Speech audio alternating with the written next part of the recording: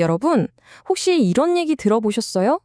어떤 거대 기업을 정부가 강제로 쪼갰는데 오히려 그 회사 주주들이 더 큰 부자가 됐다면?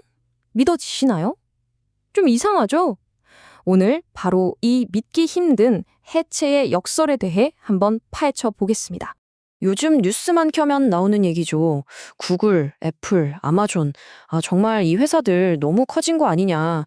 힘이 너무 세서 이제 아무도 못 막는 거 아니냐. 이런 말들이요. 실제로 전 세계 정부들이 지금 이 빅테크 기업들을 쪼개야 한다면서 뭐랄까 칼을 빼들고 있는 상황입니다. 근데 이게 사실 완전히 새로운 얘기는 아니에요.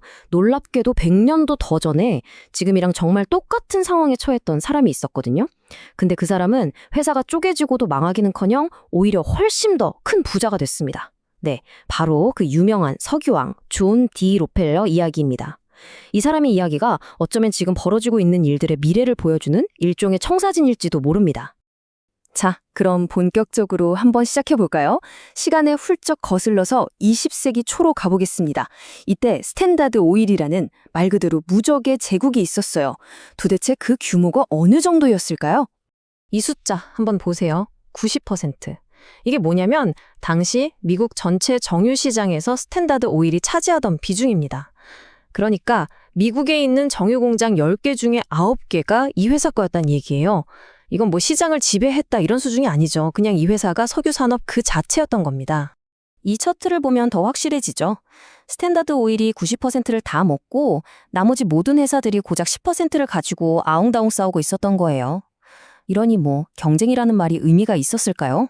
거의 없었다고 봐야죠. 자, 그럼 이 회사의 경제적인 파워는 어땠을까요? 이건 정말 상상을 초월합니다. 회사 하나가 가진 자산이 자그마치 미국 전체 GDP의 2.5%에 달했어요. 이게 얼마나 엄청난 거냐면 지금으로 치면 사우디 아람코 같은 회사가 미국 경제의 한 귀등을 떠받치고 있는 거나 마찬가지인 정말 말도 안 되는 규모였던 겁니다. 자, 이렇게 되니까 정부가 가만히 있을 리가 없죠.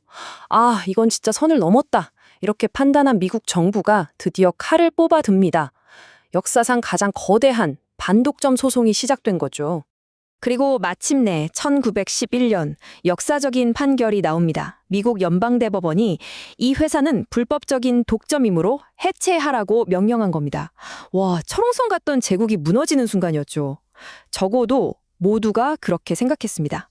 결국 이 거대한 제국은 무려 34개의 회사로 산산조각이 나버립니다. 당연히 사람들은 이제 록펠러의 시대도 끝났구나라고 생각했겠죠.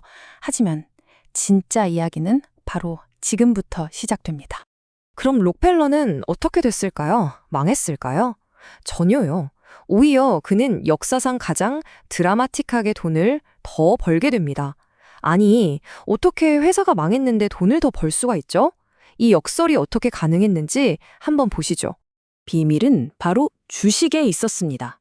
록펠러는 회사가 34개로 쪼개졌지만 그 34개 회사의 주식을 모두 그대로 가지고 있었던 거예요.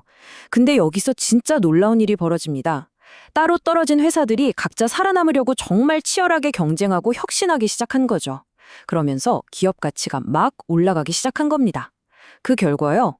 해체 전 3억 달러였던 그의 개인 자산이 불과 몇 년 만에 9억 달러로 무려 3배나 뛰어오릅니다. 이게 어느 정도 수준이었냐면 당시 미국 전체 경제에서 그가 차지하는 부의 비중이 요즘 억만장자들과는 비교도 안 될 정도였습니다.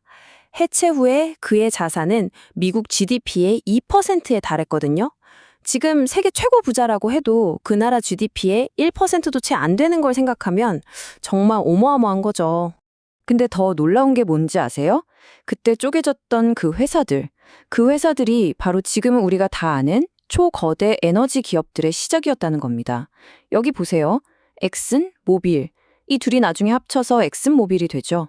쉐브론, 아모코. 전부 다 스탠다드 오일이라는 한 뿌리에서 나온 말하자면 형제 회사들이었던 셈입니다. 자, 그럼 이 스탠다드 오일의 이야기는 그냥 옛날 이야기일 뿐일까요? 아닙니다. 이 해체의 역설은 놀랍게도 역사 속에서 계속해서 반복되는 하나의 패턴이 됩니다. 1984년에는 미국의 통신 시장을 독점했던 AT&T가 똑같이 해체됐습니다. 그때 쪼개진 회사들이 지금의 버라이즌 같은 통신사들이 된 거고요. 우리나라에도 비슷한 사례가 있죠. 외환위기 이후에 현대그룹이 여러 계열사로 분리됐잖아요. 그런데 지금 범현대가 전체의 파워는 과거보다 훨씬 더 커졌습니다. 역사가 분명한 패턴을 보여주고 있는 거죠. 자, 그럼 이제 제일 중요한 질문이 남았습니다. 이 100년 전의 교훈이 과연 오늘날의 빅테크 기업들한테도 똑같이 적용될 수 있을까요? 역사는 정말로 반복될까요? 지금 돌아가는 상황을 보세요. 구글은 검색이랑 광고 독점 문제, 애플은 앱스토어, 아마존은 자사상품 밀어주기, 메타는 소셜미디어 독점, 다들 한 번씩은 들어보셨죠? 이 문제들로 전부 법정에 서 있습니다. 심지어 요즘 제일 핫한 AI 칩 시장의 절대 강자 엔비디아까지도 독점 가능성 때문에 감시를 받고 있는 상황이에요.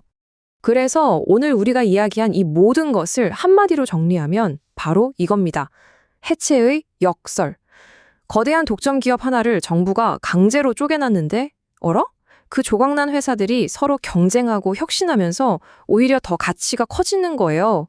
그래서 결국 원래 주주들은 돈을 훨씬 더 많이 벌게 되는 이 기묘하고 마법 같은 현상. 이게 바로 해체의 역설입니다. 그래서 우리는 마지막으로 이 질문을 던져봐야 합니다.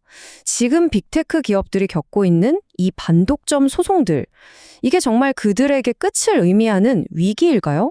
아니면 100년 전 록펠러가 그랬던 것처럼 그 회사 주주들에게는 자산이 몇 배로 불어날 수 있는 새로운 기회의 시작일까요?